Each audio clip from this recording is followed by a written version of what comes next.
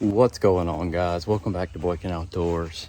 I am out here working on the new boat that I've only shown in a short so far, but I figured I would go through and just kind of show you what the new boat is. We sold the 94 Low, aka Leaky Rivet.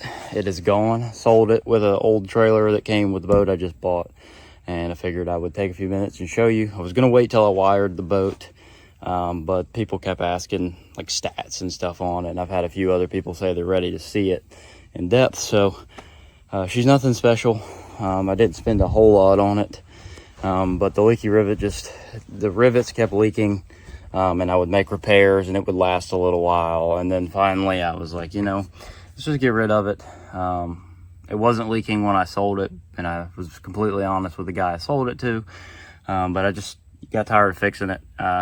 Finally had a little bit of extra money laying around to be able to go into another project. So one problem for another, basically. But at least this is a little bit project I kind of want to deal with. So basically what it is right here is the title says it's a 1965, but I talked to a couple other people and they think it's a lot newer, like 80s, maybe early 90s.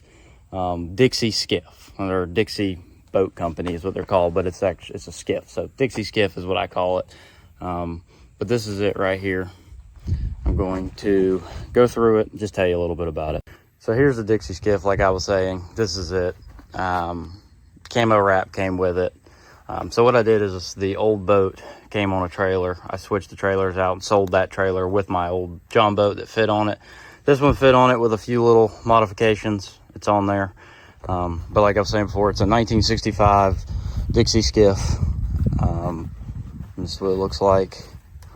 There's a little bit of work that was done to it. I had to do this, just cover that up. I'm gonna either rewrap or repaint this whole boat at some point, I think. But that was, like I said, this spot I was just showing you, that was tore up from the old trailer. This new trailer doesn't seem to be hitting there to tear it up, so that's just one of those little things. But this is it, just a little skiff. It's pretty decent. So what we did is I bought the boat knowing that it was a short transom, 15-inch transom.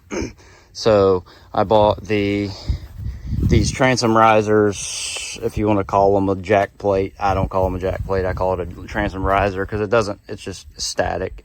It just makes the transom a little taller, because I had a long shaft motor, 20-inch motor for a 15-inch transom, so I had to move it up 5-6 inches to get it right where I wanted. So there's that. But I just took my old motor and put it on there. It's a little 25, I think it's 2018 25 Yamaha, scratched up from where the dude stole it. We ended up catching him, and he ended up getting charged with some stuff for it, rightly so. But that's it, yeah. So basically when I bought the boat, the transom had been redone, solid transom. No, the transom has Kusa in it. We dug into it. But come to find out, the guy that had it before me, or maybe the guy that had it before him, somebody, were not sealing down some of the portions in the back deck back here where the battery box is. Like this battery, if you can see that battery, basically just clamp, it holds the battery in place, was not sealed. Didn't have any 5200, didn't have any kind of epoxy in it or anything. So the floor back here was wet. So I have dried it out the best that I possibly can. I took and drilled a hole over here and a hole over there, and the portion, it was only wet in this middle portion, and I took a shop vac on one side and a heat gun on the other and just carefully pulled heat through it and dried it out really well. But there's like a 1/4 inch fiberglass there. It's solid, it doesn't flex. Maybe in the future it will, but like I said, this is just another step. I'll have a new boat at some point, or a newer boat at some point. It has some little issues, like obviously the fiberglass is cracked there. That's just little stuff I can fix. Fiberglass is cracked a little bit here. But what it's not really a fiberglass crack. It's like what is, but it's glassed over a live well that's in there. It's got storage and everything in there, so I can easily fix that. I don't really plan on standing on that. I may end up pulling it out. Who knows? We'll see what happens with that. Still a work in progress. But I just wanted to show you what it is. I got all my decoys up here, but I took this little thing out of my old John boat, which used to be the side console, which just became storage after I switched to a tiller. And I can actually take this whole thing out. This whole seat will come out, make more room. That way we're not sitting or standing on some of these spots that are not in great condition. But yeah, it's a little 16 foot. I took it out the other day, actually yesterday, for the first time after sealing, doing all things, adding my stuff to it, getting it basically water ready, getting it on the right trailer that I trusted to pull. And we had it up at 30 miles an hour. That includes decoy weight and this weight. This thing's actually kind of heavy with the seat on there. So with that, and everything you see here, I got it up to right at 31 miles an hour is what I was seeing. So not terrible, a little quicker than a John boat. I'm not really going for speed, going for reliability, and it's actually extremely stable. It doesn't look it. It looks skinny and narrow, but I would be willing to almost bet that it's just as stable as my John boat, if not more, believe it or not. It's hard to believe, but it is. We got the light bar I put on here. It's not wired up yet.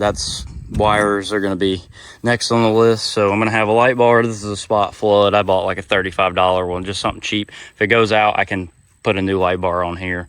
I had to kind of makeshift these clamps to make it fit on the front of this boat, like little C clamps off Amazon. Probably going to paint those at some point here in the future. I'm going to replace the light here, and I had a light, like a stern light back here in the back. It's actually, if you look under this little gunnel, it's right there. It was kind of done sort of janky, so I didn't really like that. It was done with this thing, and it was screwed in. I didn't really like that, so I'm gonna do something better with that when I go to wire it. But that's kind of the plan with that. So I'm gonna have my spotlight up there, my light bar. I'm gonna have red LED lights, light strips, like I had green on my old boat, but just ran up underneath here. I'm gonna try red this time. Green was too bright, so I'm hoping red will dull it down a little bit and you'll be able to actually see what's going on. But yeah, that's it. I'm gonna put, like I said, I'm gonna have the lights, under lights, light bar, nav lights, and then I'll have I got the bilge wired into it, all that kind of stuff, just so it'll be all wired up and ready to go. I have my blind sitting over here. I haven't tried to see if it'll fit, but it was made for a 16-foot John boat because I made it for my old John boat, and I now have a 16-foot skiff. So I'm thinking that it will fit on here. That's gonna happen soon. We're gonna try to put it on. Whether it fits or not, we may have to make some adjustments with that. But I'll climb in, just kind of give you a closer look at it so you can see a little more at what we're working with here. That's just kind of overview of it. I got my tiller back here. Like I said, that's the old 25 that came off the John boat. My gas tank is out. What I'm currently doing is I just went and bought one of these like little braces from Lowe's. Right here, it's kind of hard to get down here. One of these braces from Lowe's, and I'm gonna set the gas tank in here, and it's gonna keep it from sliding when I turn or while I'm driving, because I ran into that issue yesterday. I'll show you. It was sliding, even while I was running, it was sliding this direction, and it was hitting my bilge pump, and it actually busted one of the clips on the bilge pump on this side. So that's something I'm working on fixing currently.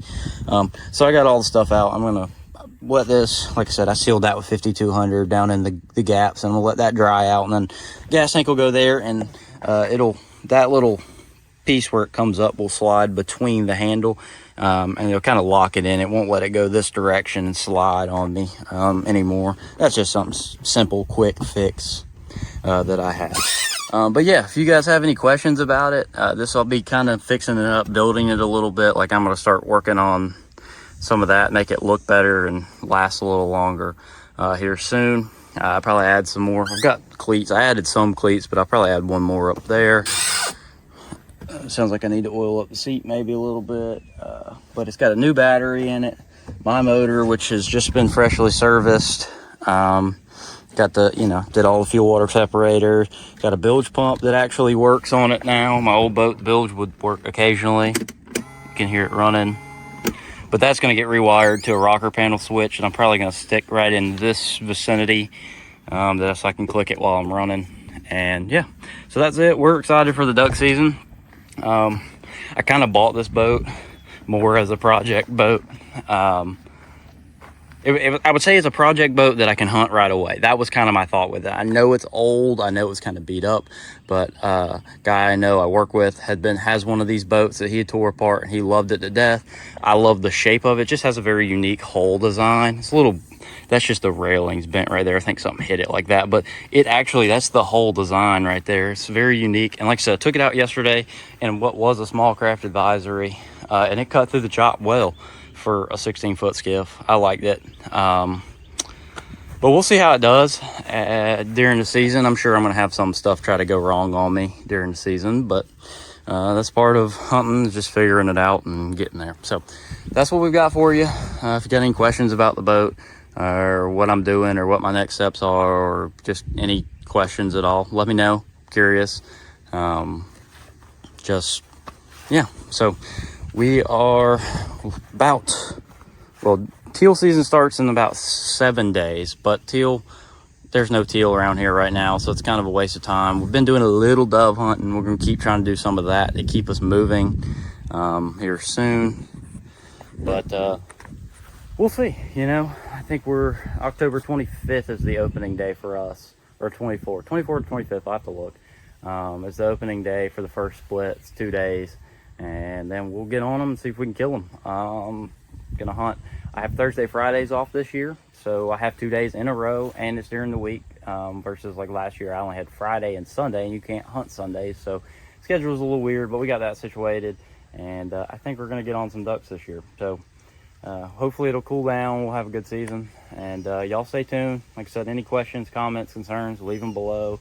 You can check us out on Instagram. We have a YouTube. I don't really mess with the Facebook anymore, just because that's starting to be a hassle to deal with all these accounts. But yeah, we appreciate you watching, and we'll see you here again soon.